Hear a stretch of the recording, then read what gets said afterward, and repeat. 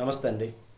భారత్ పాకిస్తాన్ పైన భారీ దాడి జరిపింది. ఇంతవరకు సర్జికల్ 1, సర్జికల్ స్ట్రైక్ 2 ఇది వరకు జరిపినటువంటివి ఇప్పుడు ఏకంగా మిసైల్స్తో దాడి పాకిస్తాన్ పైన చేసింది భారత్. పాకిస్తాన్ లోపల పాక్ ఆక్రమిత జమ్మూ కాశ్మీర్ POJKలో ఉన్నటువంటి ఉగ్రవాద శిబిరాలతో పాటు పాకిస్తాన్ లోపల ఉన్నటువంటి ఉగ్రవాద శిబిరాలపైన దాడి చేసింది.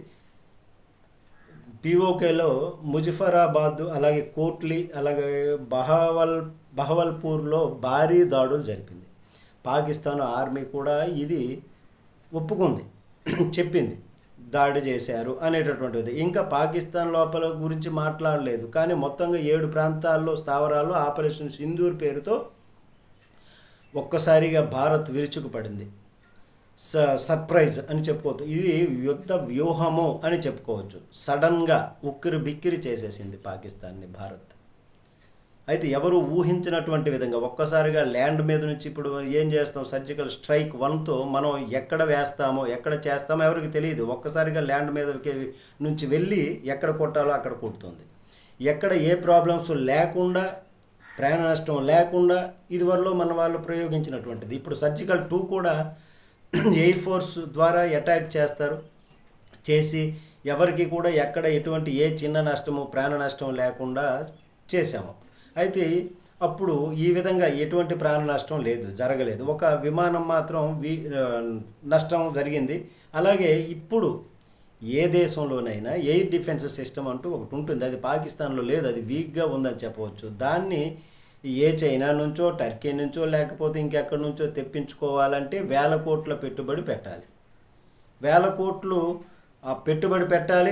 ఆ డబ్బు ఇవ్వకుండా వాళ్ళు అట్లాంటి వేల కోట్లతో వ్యాపారం చేసే విధంగా వాళ్ళు చేయరు. కాబట్టి పాకిస్తాన్ మిత్రదేశంగా ఉంటుంది అన్నటువంటిది, లేకపోతే మన భారత్ పైన యుద్ధం చేయటం కోసం వాళ్ళు ఏవో 4 ఆయుధాలు ఇచ్చేస్తారు. వాటిని ఈ పాకిస్తాన్ వాళ్ళు భారత్ పైన ప్రయోగిస్తారు.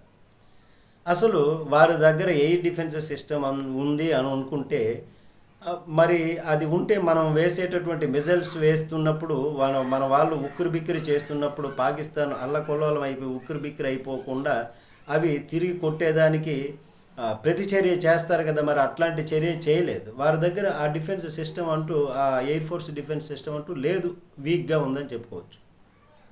మరి అది వారి దగ్గర లేకపోవడం వలన పాకిస్తాన్ లోపల స్థావరాలపైకి కూడా నేరుగా భారత్ వెళ్ళగలిగింది. ఇది సర్ప్రైజ్ అని చెప్పుకోవచ్చు. ఇది యుద్ధ వ్యూహము. ఒక విధంగా పాకిస్తాన్ పైన దండయాత్ర చేసింది. యుద్ధం అంటే నువ్వు నేను తలపడితే అది యుద్ధం అవుతుంది, ఆ దేశం ఈ దేశం తలపడితే అది యుద్ధం అవుతుంది. కానీ ఒక విధంగా భారత్ అయితే దండయాత్ర చేసింది, ఉక్కిరి బిక్కిరి చేసేసింది పాకిస్తాన్ అని చెప్పుకోవచ్చు. కానీ మొదటగా ఏమనుకున్నారు, ఇది ఎయిర్ డ్రిల్స్ అనుకున్నారు. మరి హోంశాఖ వీళ్ళందరూ కూడా